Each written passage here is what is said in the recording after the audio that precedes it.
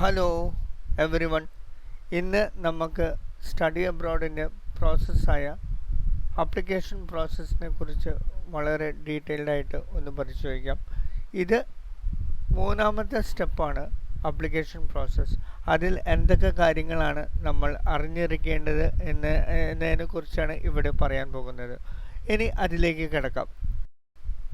വിദ്യാർത്ഥികൾ അയച്ചു തരുന്ന ഓരോ ഡോക്യുമെൻറ്റ്സും ഓരോ കരിയർ ഗൈഡൻസ് വളരെ വിശദമായി ചെക്ക് ചെയ്ത് വെരിഫൈ ചെയ്തതിനു ശേഷം എന്തെങ്കിലും ഡിസ്ക്രിപ്പൻസികൾ കാണുകയാണെങ്കിൽ അത് വിദ്യാർത്ഥികളുമായി സംസാരിച്ച് അത് പരിഹരിക്കുന്നതാണ്.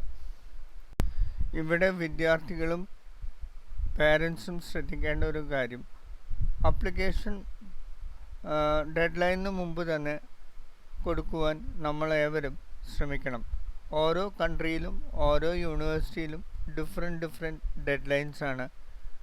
ഇൻടേക്സ് അനൗൺസ് ചെയ്തതിനു ശേഷം യൂണിവേഴ്സിറ്റീസ്, വിദേശത്തുള്ള യൂണിവേഴ്സിറ്റീസ് അവരുടെ ഡെഡ്ലൈൻ 6 മാസം മുമ്പ് തന്നെ നമ്മളെ അറിയിക്കുന്നതാണ്.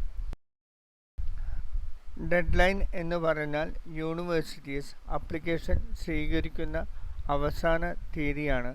നമ്മൾ ഏകദേശം 1 മാസം മുമ്പ് തന്നെ ഡെഡ്ലൈൻ ഡേറ്റിന് മുമ്പ് ആപ്ലിക്കേഷൻസ് കൊടുക്കേണ്ടതാണ്. അഥവാ ഡെഡ്ലൈൻ കഴിഞ്ഞു കഴിഞ്ഞാൽ യാതൊരു കാരണവശാലും നമ്മൾക്ക് യൂണിവേഴ്സിറ്റിയോട് ആപ്ലിക്കേഷൻ ആക്സെപ്റ്റ് ചെയ്യാൻ, റിക്വസ്റ്റ് ചെയ്യാൻ ഒരു മാർഗവുമില്ല. അപ്പോൾ ഡെഡ്ലൈനിന് മുമ്പ് തന്നെ നമ്മൾ ആപ്ലിക്കേഷൻ അവിടെ എത്തേണ്ടതാണ്. നാളെ നമുക്ക് മറ്റൊരു ടോപ്പിക്കായ സ്കോളർഷിപ്പ് ആൻഡ് ഫിനാൻഷ്യൽ എയ്ഡ്, അതേക്കുറിച്ച് വളരെ ഡീറ്റെയിൽഡായിട്ട് സംസാരിക്കാം.